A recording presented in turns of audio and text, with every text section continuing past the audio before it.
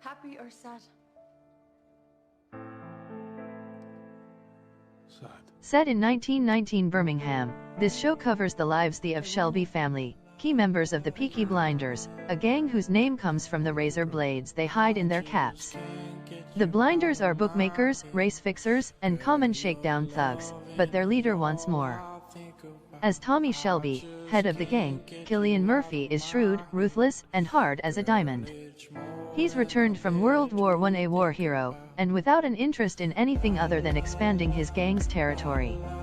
He is also joined by his older brother Arthur, who lacks Tommy's ruthlessness and good judgment, as Tommy tells his brother, "I think so, you don't have to." His other brother, John, a harried widower full of youthful bravado, and his sister, Ada, who is clearly the only other intelligent sibling, and who is dating the head of the local communists, a thorn in Tommy's side. Rounding out this family is Aunt Polly, the matriarch, played by the ever-charismatic Helen McCrory.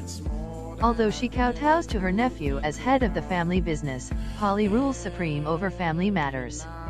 She ran the gang while Tommy was at war, and still acts as a behind-the-scenes consigliere. Sam Neill plays Chief Inspector Campbell, who's trying to shut down the Peaky Blinders.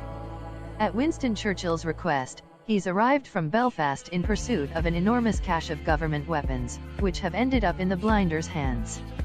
He brings with him dozens of new police officers from Belfast. Campbell's first step is to bring in Arthur Shelby and have him beaten bloody. Tommy sees these weapons as a way to elevate the Blinders, and Polly sees the trouble they bring with them and berates Tommy. He assures her he'll do the right thing, which in his eyes is to hide them in case the government raids the Blinders' establishment. However, as he points out to a gang member, when fortune puts something valuable in your lap, you don't just throw it away, someone will have to pay. He's not a one-trick pony risk-taker. In addition to taking advantage of this windfall, Tommy also fixes a series of races.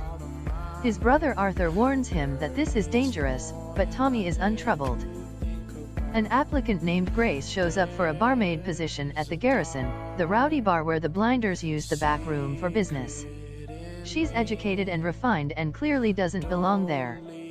The owner says no way, as a woman, she'll be in danger from the bar's patrons. However, she is able to persuade him by mentioning that she hails from Galway, and by singing a mournful Irish tune. By the way, I was reminded while watching this show how much mournful Irish songs set my teeth on edge. I am a failed Irish woman, it seems. The owner knows that the singing will be a draw and figures that music will calm the savage beast.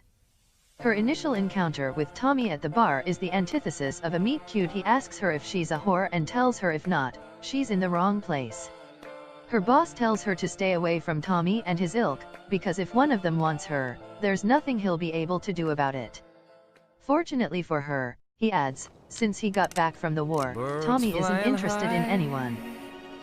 The PBS would also do well to steer away from Grace, since she is an undercover agent for Campbell. Her father was killed by the IRA, so it's personal, you see. She thinks the gangs and the communists are too weak to have stolen the weapons, leaving the IRA as the likely candidate. She's intrigued by Tommy, as, I believe, any woman with a pulse would be.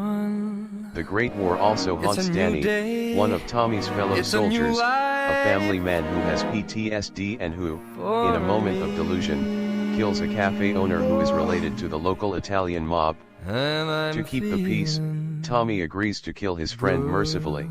He promises his friend he'll take care of his widow and sons, and keep an eye on the children. It turns out later that although he looks like Danny the child, he was nearly knocked unconscious by a shell full of sheep brains.